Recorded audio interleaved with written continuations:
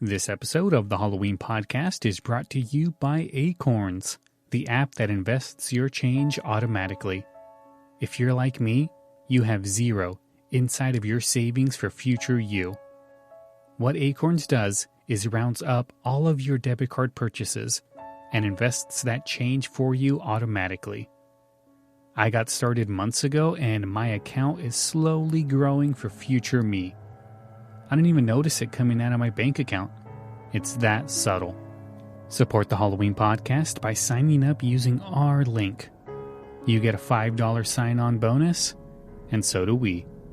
Just go to thehalloweenpodcast.com/acorns, click on the banner, and get signed up. That's thehalloweenpodcast.com/acorns.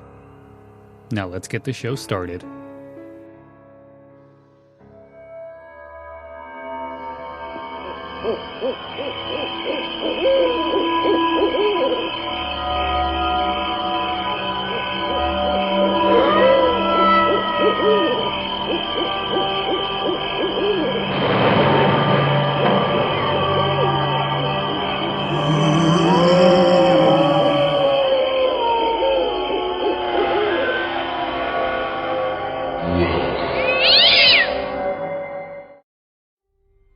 Hello and welcome to another episode of the Halloween Podcast. I am your host, Lyle Perez, and here we are, day 2 of our 31 show countdown. We got a good show for you guys today. I have the co-host of the Welcome To Deadcast podcast. I should have thought that through.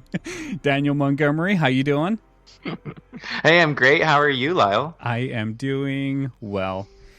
Trying to crank these shows out because it's always a hassle, or I shouldn't say hassle. It's always a chore to get 31 shows done in a short amount of time.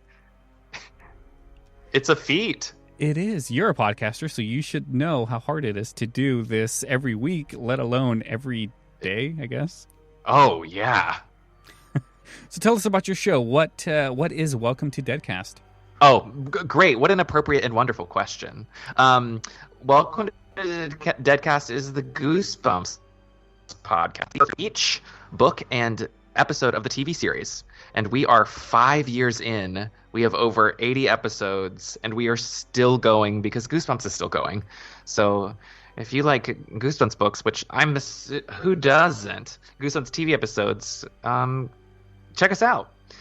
We are currently doing, at this point, we're at Tales to Give You Goosebumps, which is the short stories, all the way through the first 62, and we're doing the short stories right now. And we just love it so much. I love Goosebumps. Thank you so much for having me on here to talk about Goosebumps. Well, I love Goosebumps too. It has been a very big thing of my childhood.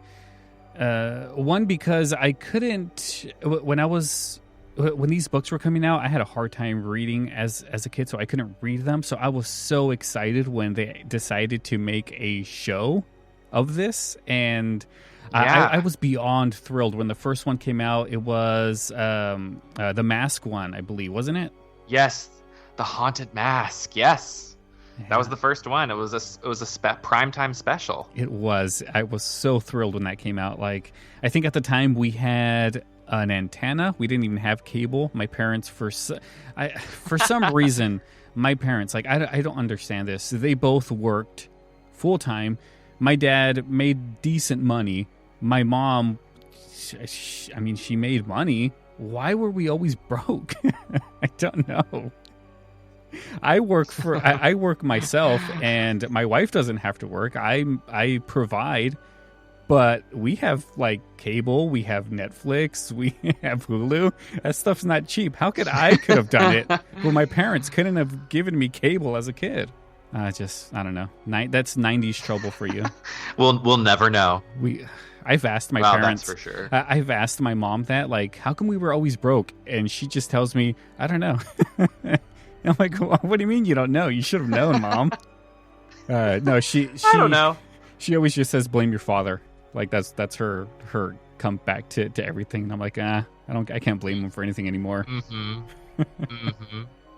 Sure.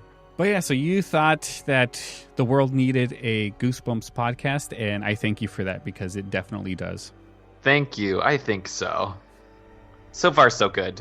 Yes, so far. It's been like 5 years. Wow, it's quite a long time to be doing a Goosebumps podcast. And it's weird, too, that he's still cranking them out. R.L. Stine's still at it. I know, and we also were able to sort of be running when the movies came out the past few years. Yeah. So we got to at least go through those and got to go to the premieres and all the above. It was a lot of fun. So it's like Goosebumps will never die. No, never will. But yeah, all right. So let's get into this episode. In this episode, we are doing Welcome to Camp Nightmare Parts 1 and 2. This one originally came out on November 17th, 1995. And I believe I was around 10, and I definitely remember this one from my childhood. Daniel, do you got any memories? Oh, with this episode in particular? Yeah, let's start with that. With this episode in particular? Yes. Yeah. I was so thrilled when Goosebumps became a live action TV show. I was so thrilled to see like how the ultimate sort of twists would play out, and especially with I mean, spoiler alert, but not quite.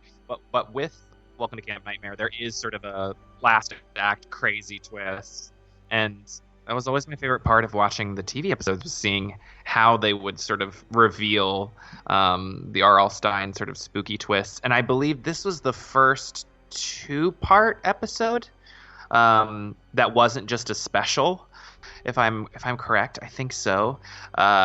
So the anticipation was really high between the first and second episode. My brother and I both watched them absolutely live as they were, Saturday morning kind of vibe as they were airing. Yeah. And this is the first camp one too. So I thought they did a good job of adapting this. It was also the first time there was one of the first times there was a full-blown sort of animatronic monster that gets featured. Yes. So, who doesn't love that? So I remember all of those things in the moment, just waiting to see how it all kind of play out. And Saber, the character of Saber, became such sort of a joke with me and my brother. Yeah. There's a moment, the episode that we'll get to, when Colin says, "Saber's coming, Saber's hungry," and we used to. My brother and I used to kind of chase the kids around at youth group saying that.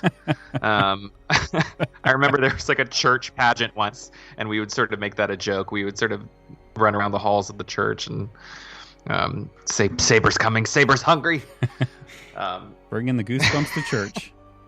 I know. Somebody had to, yes. And it was us. Yes. So yeah, a bunch of little details that kind of still stick in my brain. Yeah, this one has a special place in my heart. It is, the Halloween podcast listeners will know, because I mention this all the time, but I had this cassette tape, this VHS tape, where I would record so much Halloween stuff on it. I even labeled it, the Halloween is cool, is on it. I don't think I've ever shared a picture of it. I found it recently in one of the boxes from the move, and I was like, wow, I can't believe I actually packed this thing, and it's still following me everywhere. But this was one of the episodes. Gosh, I love that. This is one of the episodes that was on that VHS tape. This one and the other one was Return to the Return of the Mummy.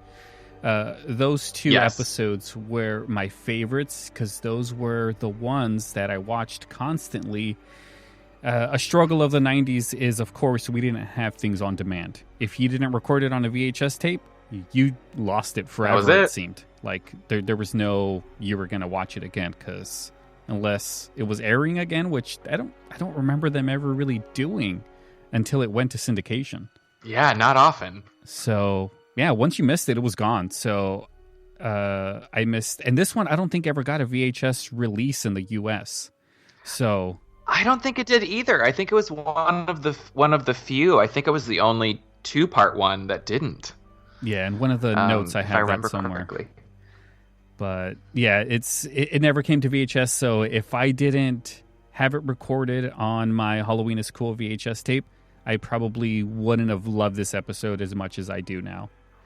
So, but yeah, this one, like, I don't know. I think it's because the kid in me always wanted to go to camp, but like I said, my parents were poor somehow, and they never sent me to camp.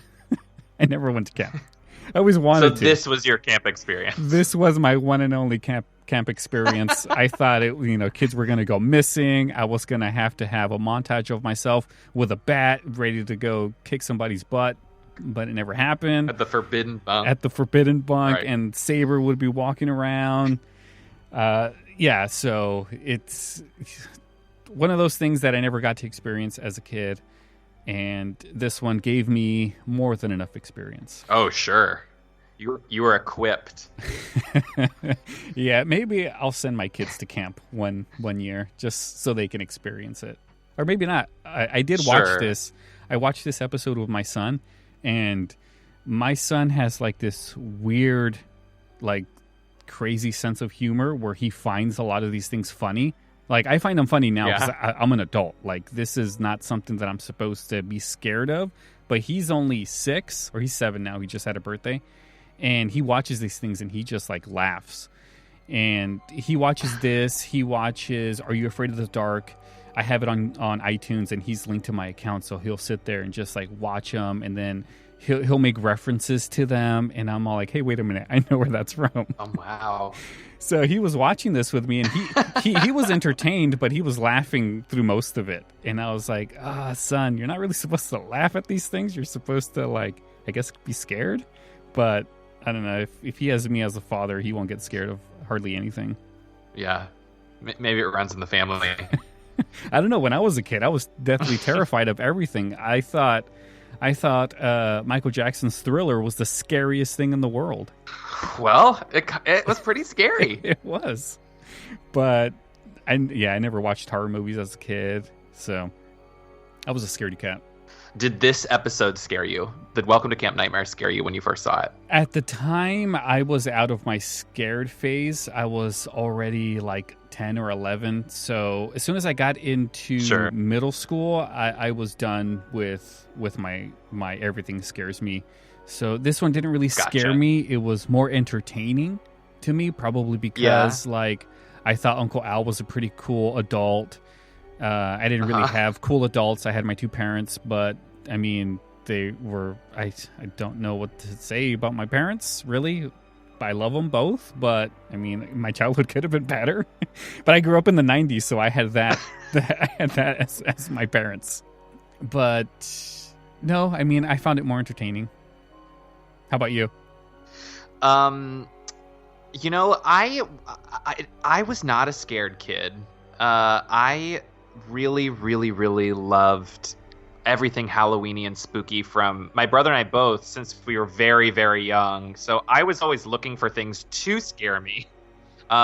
Definitely not. I was a little younger than you when Goosebumps was airing, but none of it ever scared me. It just sort of excited me. Are You Afraid of the Dark sometimes would scare me, which I loved.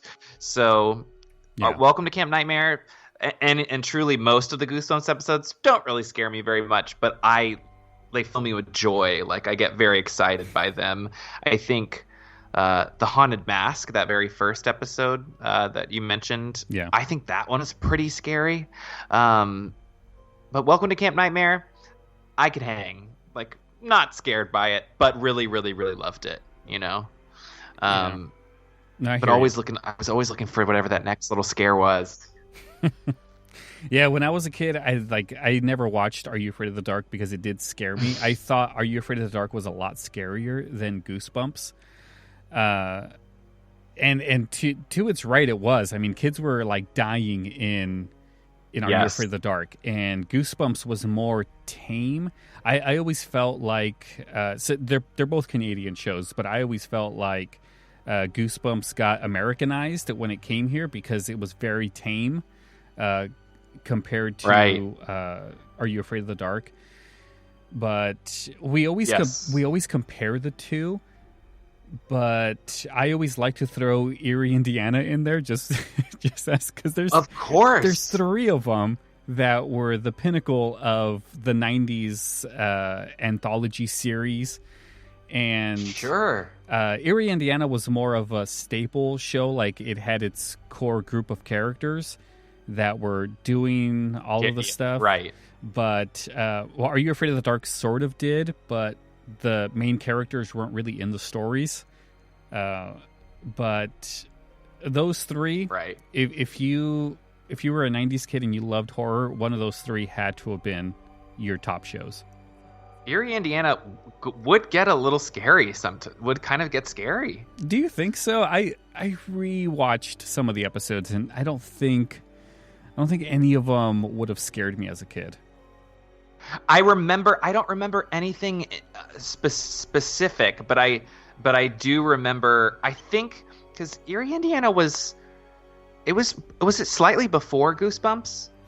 It's a Is little that right? It's a little weird because I feel like it was. My memories always went like this. Are You Afraid of the Dark was first, Goosebumps was second, Erie, Indiana was third. Yes, because it was it was like a cash grab because Goosebumps was doing good.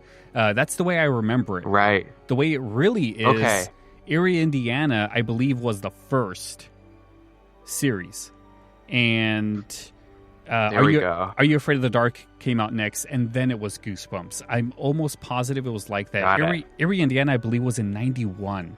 I remember Erie, Indiana being first, and I was even younger then, and it felt to me like episodes felt like bad dreams. Like they felt very weird. And so I wasn't like scared for my life, but it did leave me with sort of like this uncomfortable feeling of like, oh, I don't know what I just watched. My little brain can't process this quite just yet, you know?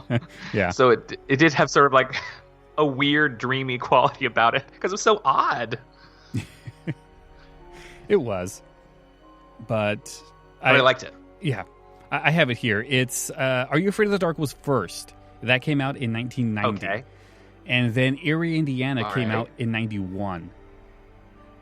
And then Goosebumps was, I believe, 95. Yeah, 95 was Goosebumps. The way I remember it with Erie, Indiana being last, I think it's because Fox did something where they brought it back and they were playing the old episodes, but probably because nobody knew anything about Erie, Indiana when it first came out. So I think, let me see if I think there's something. Maybe they like re-aired them. Yeah, that's probably what it was because they saw the success of Goosebumps. I think it was, they tried to put it out before kids got interested in the whole horror, anthology stuff.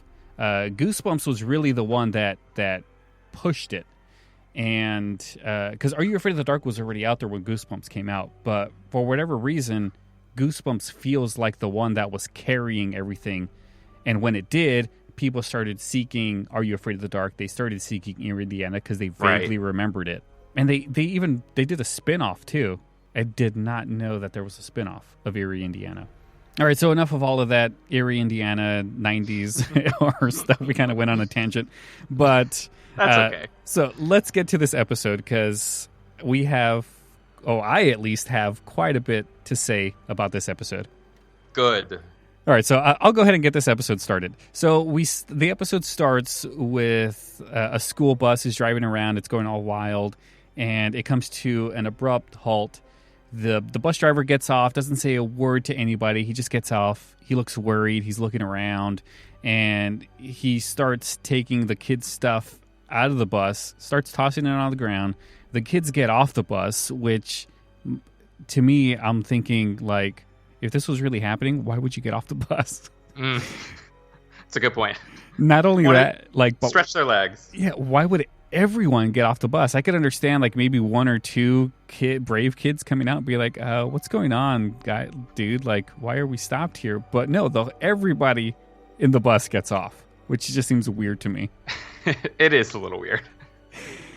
So the kids, they're asking about where the camp is, how come they're not at the camp, and there's a lot of bad acting going on.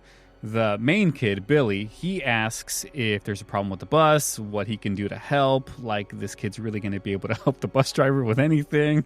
He, like, assumes a leadership role pretty fast. Very fast. And I have that in my notes where it's like this whole thing is him taking leadership. Like, everyone else is incompetent except for Billy. Yeah, truly. Even this bus driver, because he just throws everything. He gets back on the bus, and he has this really gnarly ponytail. I don't know if you saw that. Oh, yeah. That was pretty cool. He gets on the bus. He doesn't care. He doesn't say a word. He drives right through the kids and gets the hell out of there. So the kids start to worry about, what's going on. Where's the camp? Like, I don't know. And a lot of bad acting going on more. So something explodes out in the woods, and it's Uncle Al. We get to see the leader of the camp. Now, one thing that I did notice about this is that he has like this flare gun, and we see the big explosion, and then he says, latest technology. I wrote that down too, Lyle. He's like, freaks him out every time. Latest in tech. I was like, it's just this tiny flare gun. Yeah, but can a flare gun shoot like a missile? Because it looks like it shoots out a grenade or something. It's a pretty big explosion that sort of happens in the middle of the woods. Like, it's not small. No, it's humongous. And Saber comes out, and he's like, or something ominous comes out of the woods, and Billy, of course, takes charge, and that's when Uncle Al shoots the latest technology. All right. So Uncle Al basically tells them they're on their way. They have a mile hike to get to camp. So off they go. And at one point, the girls split from the boys, and everyone's like, oh, the girls, man. Of course. I don't know if that's what you do at camp, but that's what they did. And the camp seemed pretty far, like they're very far apart. And even Uncle Al was like, "Yep, girls aren't part of this camp for you guys. See you later." And like, they go off. Bye, Dawn. See you later, Dawn. Yeah. Bye, Dawn, the girl that he met. So, did you catch the rules of Camp Nightmare or Night Moon? Yeah. Yes, Camp Night Moon. Why? Yes, I did. We can go through those if you'd like. Let's go through them. No leaving your bunks. Number 1. Nope. When I actually, now that I think about it, I did go to camp, but I went to 5th grade camp, which is run by the school.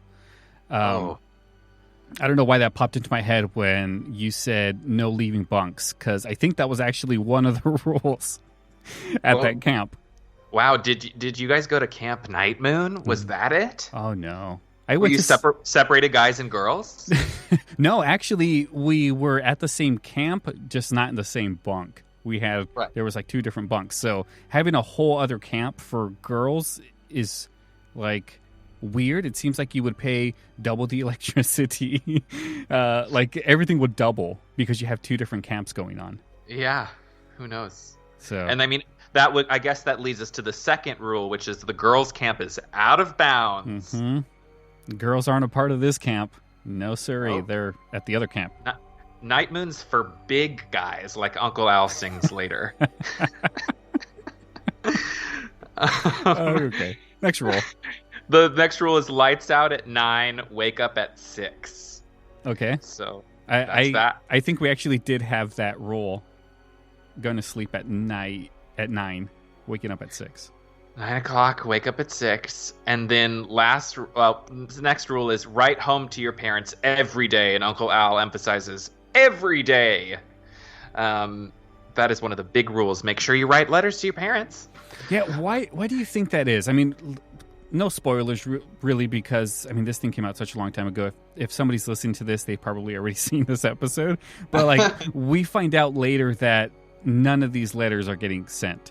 So why would that be a rule?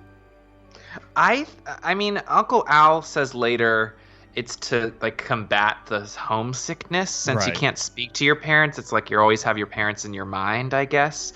I don't know if there's much.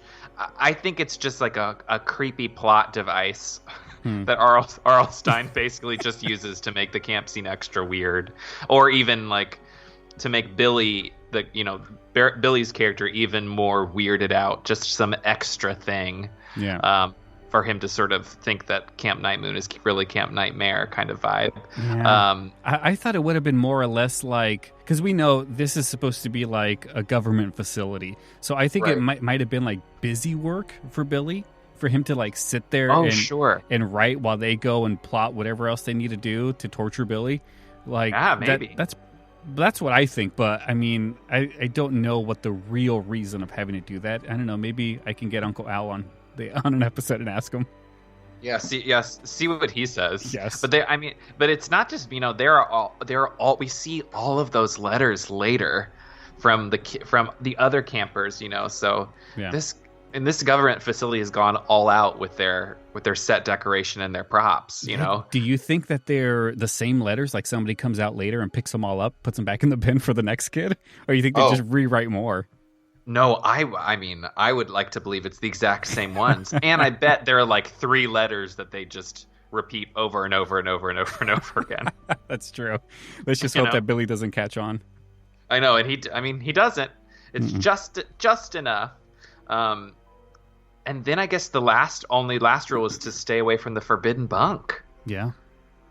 Which, of course, if you tell somebody not to go, they're going to go.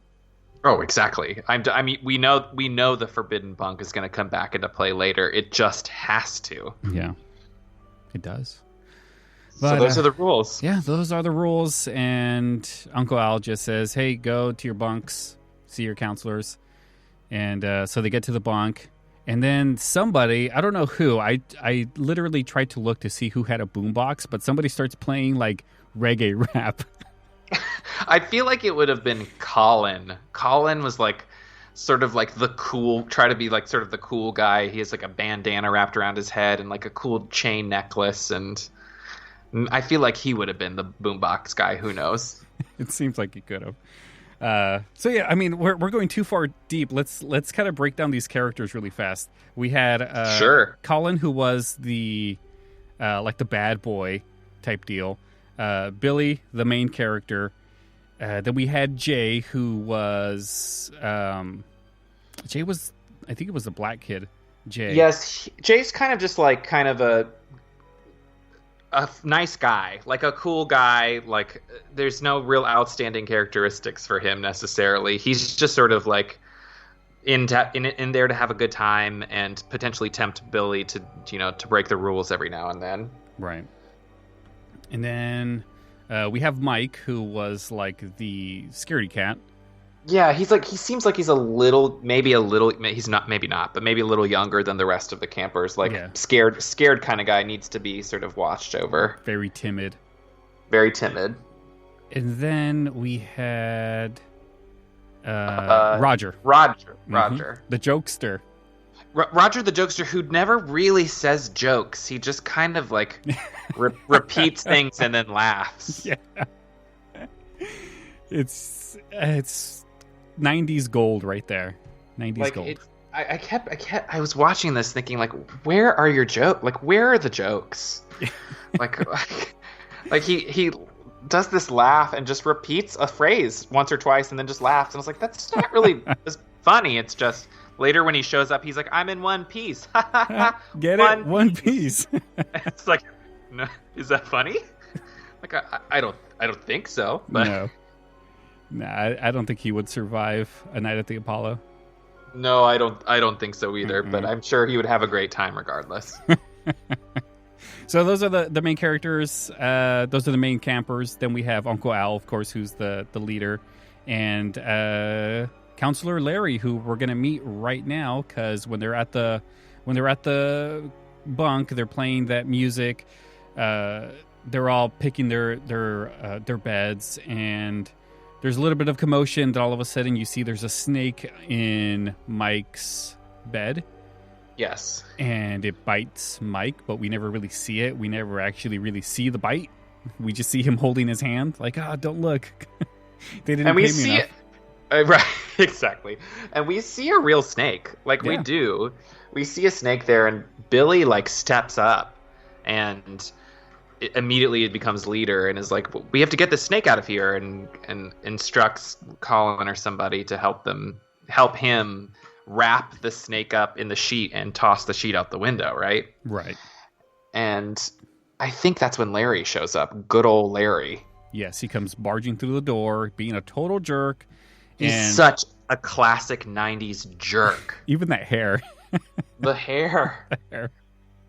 Parted down the middle. You guys know exactly what we're talking about. Yes. He wasn't the only one who had it. I think Mike had it as well. Actually, Billy had it too. Oh, yeah, Billy had it too. Yeah, I mean, actually, Billy and Larry's hair is not... It's like...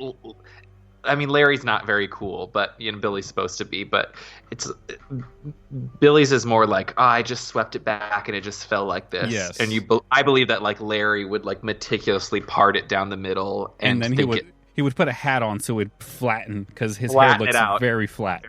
Very flat. That's right. Stupid Larry. Oh, Larry. So being a total jerk, the first thing out of his mouth is, "Why did you guys throw that sheet out the window?" He doesn't care anything about Mike. They're telling him there was a snake. Look, he's bitten. He's like, I don't care about that, man. Who threw that sheet out? That's what I care about. But and Mike is like I need to go see the nurse, and Larry is immediately so mean and so rude, and is like, nurse, like, what do you think, this is a camp for wimps? We don't have a nurse here. None at all. Which I think would be a crime. Like, I'm pretty sure. So. Yeah. No way. Yeah, almost positive there. So he kind of says like, let me see if I can get a bandage for the baby kind of idea. A bandage. And Billy's like, no, we need to get the poison out. Yeah. I'm like, well, first thing in snake bites is you need to identify the snake to see if you're going to need anything. And you guys just tossed them out the window. So somebody's got to go out there and identify it to see if it's even venomous.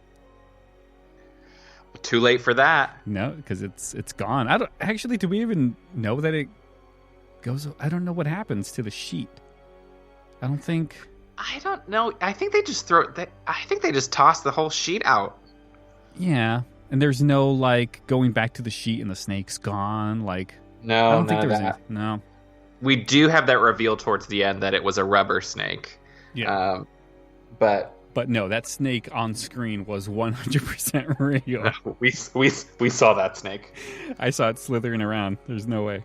There's no way. No. But after Larry stops being a jerk, which I don't think he ever really stops, he tells them that there's a campfire at 1900 hours, which if you're not don't know military time, that is 7 p.m.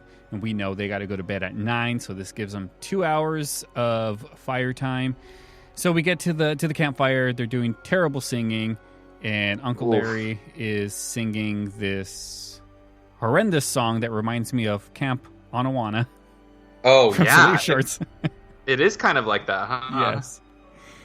And, okay, this is where I have a little bit of a beef with this, because we're meant to believe that they're supposed to be there at 7, because they mentioned it, and it's very dark. And it's during summer, because this is a summer camp. There is zero way that it would be that dark at 7 p.m. I have an explanation for this. Go ahead. I think Uncle Al has been singing for 2 hours by the campfire. And what we're actually seeing is hours later, Uncle Al still singing that song. That's that's my guess. Yeah, because it kind of feels like this is the beginning of the singing. Like it kind of does. Like he's teaching everyone the song, so that if you're teaching somebody a song for them to sing later, like it's the beginning. But they've already eaten, because we see maybe they took a long time eating their hot dogs and marshmallows. Yeah, maybe. So even at 9 though, when I don't know where this is. I don't think we ever find out. You know what? We don't know it. We don't even know what planet this is on, Kyle. Dun dun dun. So, I don't know. I mean, even when I was living in California, and sometimes we didn't get dark until like 9.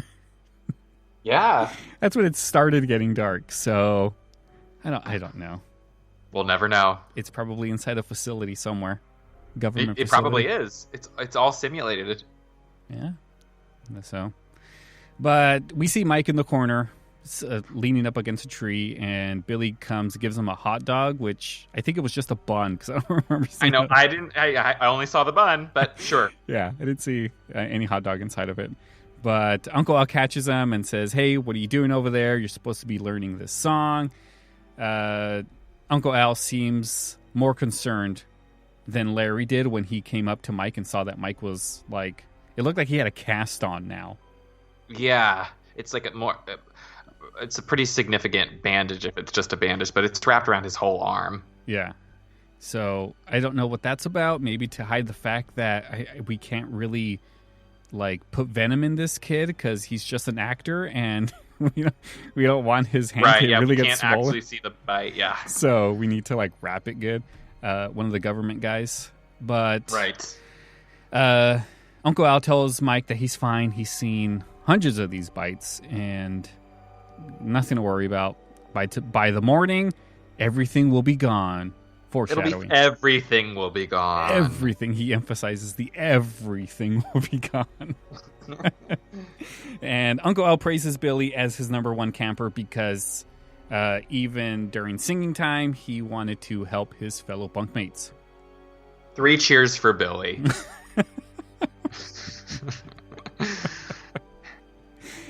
Yes. Okay. I don't know why they got me right now. It's so random, and they just all cheer for Billy 3 times, and then it's like cut to them walking in the woods in the dark with flashlights. Yeah, total 90s. All right, so they're in the woods walking with flashlights, and something's stalking them. Like you can kind of see it ominously in the background. And we get like throughout both of these episodes, we get this sort of like warbly kind of monster POV, as if it's Saber that's like following them. That tracks pretty much through both of the episodes. Yeah, something's out there. It is, but why does it matter to anybody other than Billy that something's like stalking them? I don't think it does. I don't know. Like, why do I have to see that? To create the fear. I guess. Something like that. Who knows? Who knows? To throw off, to make the twist even twistier. Yeah, who you knows? Really didn't see it coming. It's the government. Who knows what they're doing? We'll blame all these answers on the government. The government testing facility. Yeah. All right, so they go through the forbidden bunk. I forget who's like, hey, let's go check it out. And Billy, of course, is like, I don't think that's a good idea. Yeah, Billy says definitely no. He holds his ground on that. Yeah. Or he says I think he says he'll think about it at first, but then is like, nah, I don't think so, guys. No. So they get back to their bunks. Saber's ominously floating around. And it's the next morning, finally. And Mike is gone. Not just Mike, but everything is gone in the morning. All of Mike's stuff. His clothes are gone. There. Sheets are gone. I'm surprised that the bed was still there. Yeah, seriously, everything. The sheet is gone, even though that was gone a while ago. Yeah. I wonder if they ever gave him another one. I don't know. No. We'll never know. I wonder. But yes, everything's gone. I wonder if Larry slept with them. You know, I don't think he did. He doesn't ever seem to be present at night. No, except for that one time where he like barges through the door, asks them what they're doing, and then leaves. Right. So I don't know. But he should have been around anyway. Like, yeah, you can't leave kids unattended all night. Like there has to be an adult there, especially on survival night. Which I got a lot to say about later. I'm sure. All right, so no clothes, no nothing. Mike is just gone. Billy goes outside and he's like, Mike, you out here, buddy? Where are you at? And then he finds the bandage on the ground. Right. I don't know what that was supposed to mean, but like the bandage is on the floor. I don't know. Maybe it's like a symbol that it's that cold hard fact of yes, Mike was actually here. We can't deny this. Yeah, I mean we know this isn't real. It's a test. Like that's Right. what it all leads up to. So, but what do you think is really going on?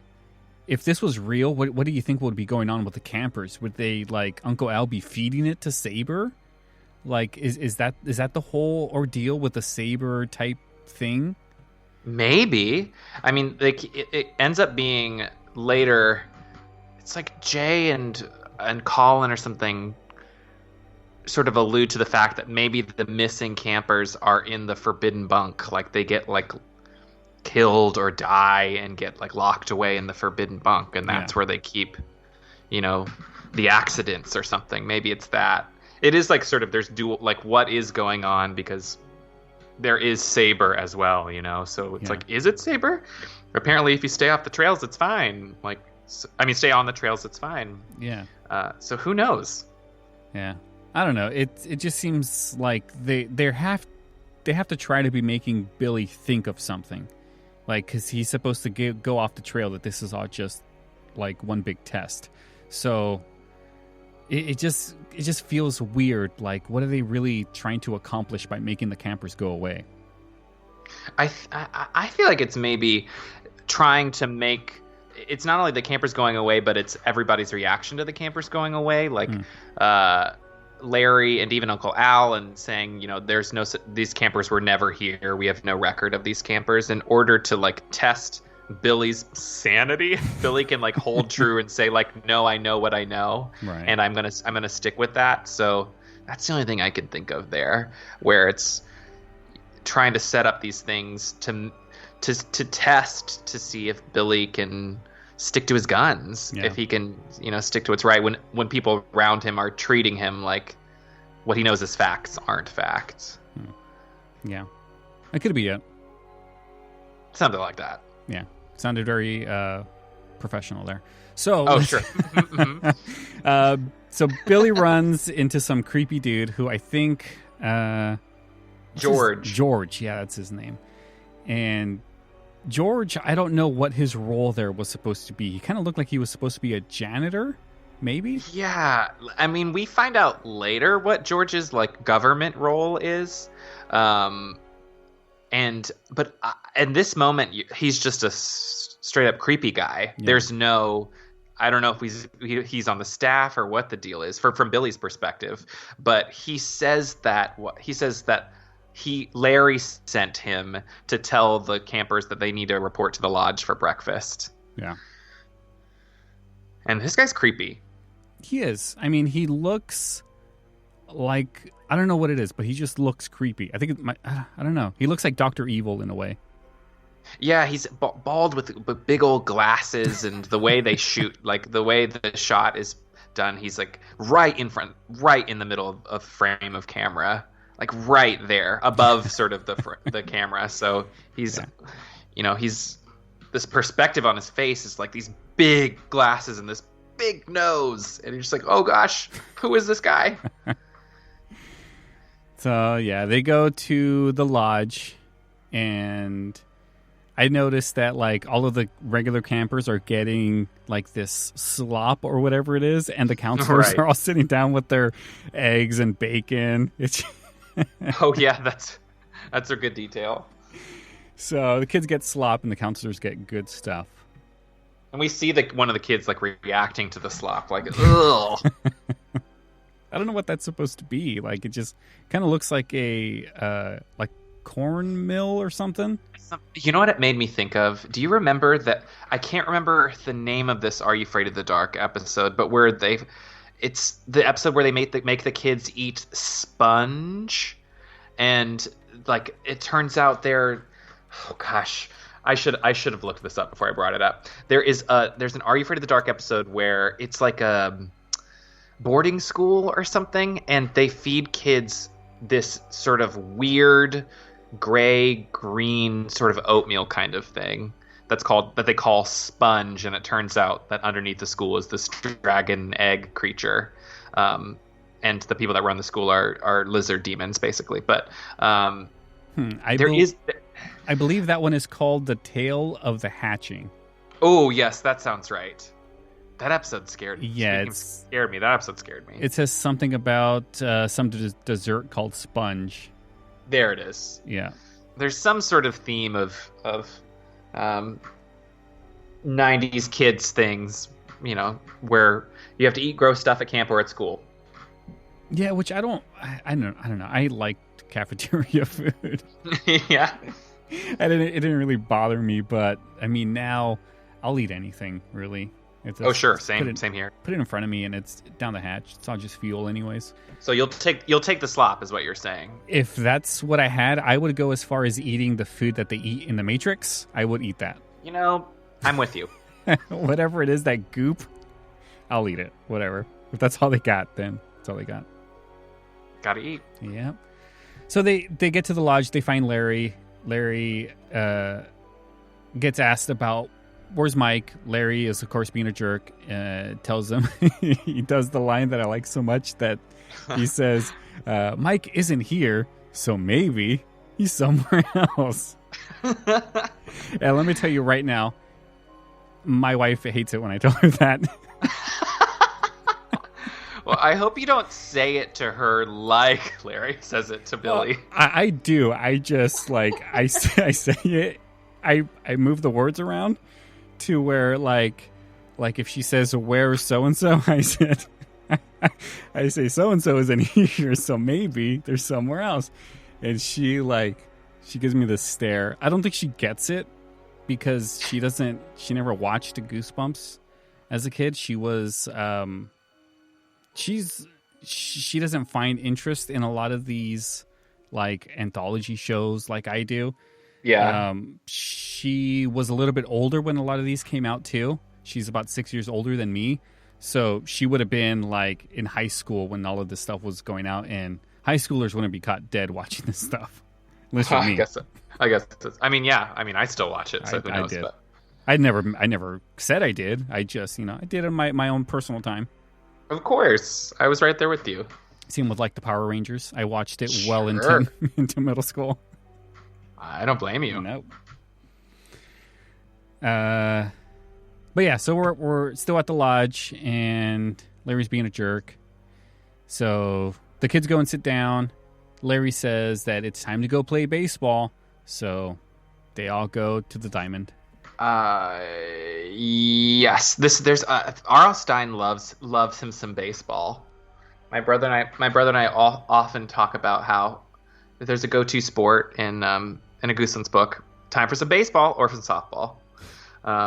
And my sort of theater brain, I'm like, what? How do you play? What? And then, things go terribly wrong here. Yes. Time to play some baseball, and then Colin gets hit in the head with one of the baseballs as they're playing. It's weird because something's going on. You can tell something's going on because for whatever reason, there's a good throw that was it wasn't a good throw. It was way off, and Uncle Al says it's a strike, and then Billy looks at him going, that was nowhere near the strike zone. I don't understand. So there is a little bit of weirdness right from the top, though, specifically with Uncle Al and Billy, because while Billy is up to bat, he asks Uncle Al about Mike, right? Yeah. And Uncle Al is like, oh, don't make mountains out of molehills. Nothing to worry about. And kind of deflects all the questions about Mike. Absolutely doesn't answer at all. Yeah. And then kind of gets mad at Billy because he doesn't want to get up to the plate. Right. He's like, get up there. And then everyone's like, come on. What are you waiting for? Total Sandlot style. Yes, very much. Very much so. And so before Billy, Colin was up. He hits it, and he gets on base. And Uncle Al calls him safe. And Larry turns into this big kid, throws his glove on the ground and kicks it. Such an idiot. It's a good moment. Yes. But then we get the whole Billy debacle with Uncle Al, and Billy knocks it out and gets 2 bases. And in that moment, Colin gets hit in the head, which looked very intentional. Like, if you saw both angles of Larry throwing the ball, he clearly had, like, malice in his face. Oh, for sure. And we see, like, the helmet rolling on the ground with a big old dent in it. It's humongous. It is. It's huge. And, like, Colin should probably be maybe dead. I don't know. And it's pretty severe. The thing that topped it was his sunglasses, like, fell to the ground, and one of the lenses pops out. His like, Oakley glasses. That's what topped it right there. Oh, yeah. He's knocked out cold. And everybody runs up, and Billy's like, he may have a concussion. Uncle Al's like, nope, he's fine. And this is tough it out. This is the part that I thought was great, because Billy, like, he's supposed to be turning Cullen, and the way that the camera and the cut goes, you can see Cullen flip himself.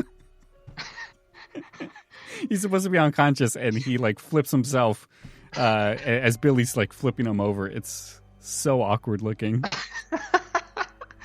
There were some things that I noticed right in that moment too that I've seen this episode so many times, and Colin eventually sort of like comes to a little bit, and he like sort of drunkenly, slurringly starts. What does he say? He said like batter. He's sort of like to no one, and I've never heard that before after seeing this episode so many times. He just to no one while Uncle Al is speaking is like his eyes spinning, clearly concussed, and just says to no one, batter up. Kind of an amazing moment. It's so out of left field. Yeah. Oh, puns.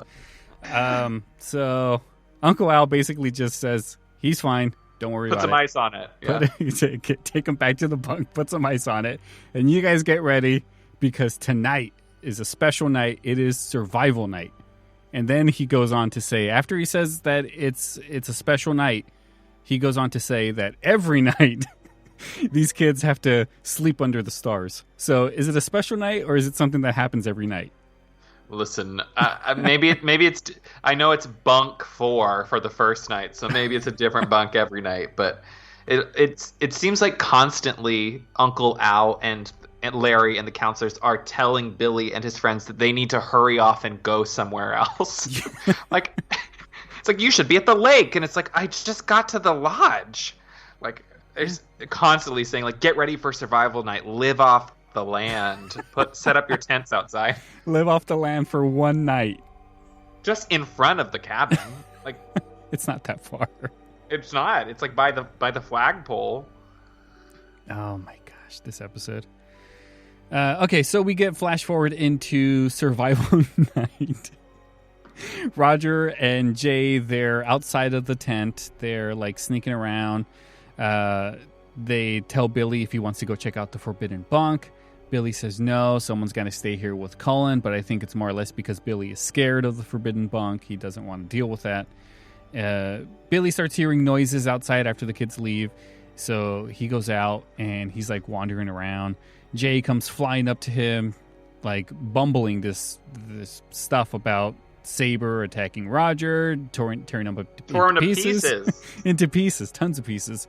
And one piece. Get it? One piece. Yeah. So he goes back in to grab Colin, even though Jay's all like, no, just leave him. Jay doesn't want to go back for Colin. And Colin is like wrapped up in a cocoon of a sleeping bag and is clearly not okay. Like, is mentally not there, and that's where he starts, like, I don't know, getting some sort of premonition, some sort of telepathic communication with Saber, where he just starts saying Saber's coming, Saber's hungry. Yeah, he's gonna kill them all. And so they lug, like, Jay and Billy like lug Colin wrapped up in his little burrito like into the cabin, and they drop him at one point. They do. Oh, man, I don't think they pay Colin enough to take those hits. Yeah, maybe he'll get a raise after this test. I know. I mean, look at that welt on the helmet. Like, that's a hit he had to take. That's sincere. He's dedicated to the government cause. I guess so. So they go and they get to their bunk finally. They start hiding, and the doors fly open, and it is a to be continued. That's it. Yeah. And, And end of part one. end of the part one. And you know what? I think we're going to have to cut it here because we're already an hour in. So we just could go on and on. we will do part 2 on the next episode. So as always, I hope you guys enjoyed this episode of It's a 90s Halloween Countdown. Just want to make sure I give you guys some good nostalgic Halloween stuff this year. So me and Daniel, we did our best to cover this one. So if you're a fan of the show and want to support us, you can do it a couple of different ways. The easiest is to just go to our Facebook page and start sharing all of these Halloween episodes that I'm going to be posting. Share them with your friends, put them on your walls, whatever it's called. Share it wherever you can. You can also support us by leaving a 5-star review on Apple Podcasts. Believe me, those do help. You can also support the show by going to our Patreon page at patreon.com/thehalloweenpod. Help us with a monthly donation, and all of those donations go to help for hosting throughout the year and so much other stuff, so many other bills that need to get paid here at the Halloween Podcast. Anything helps, and with a $10 monthly donation, you can become the Halloween Podcast mega fan, which basically means that I will do a bonus show in your honor for everyone that is a fan of the Halloween Podcast. And just because I'm doing 31 shows does not mean that I don't have a bonus show, because today there will be a bonus show. I have a special Patreon bonus to Carol for being our latest Patreon supporter, so stay tuned for that. If you have any questions, comments, or want to suggest anything for a future show, go ahead and send those to thehalloweenpodcast@gmail.com. And if you want a sticker for the review, just go ahead and take a screenshot of the review, send it to me, thehalloweenpodcast@gmail.com, and give me an address, and I will get that out to you ASAP. You can follow us on Twitter at @thehalloweenpod. Thank you guys so much for listening, and stay tuned for that bonus episode for our latest Patreon supporter. You guys have a good night.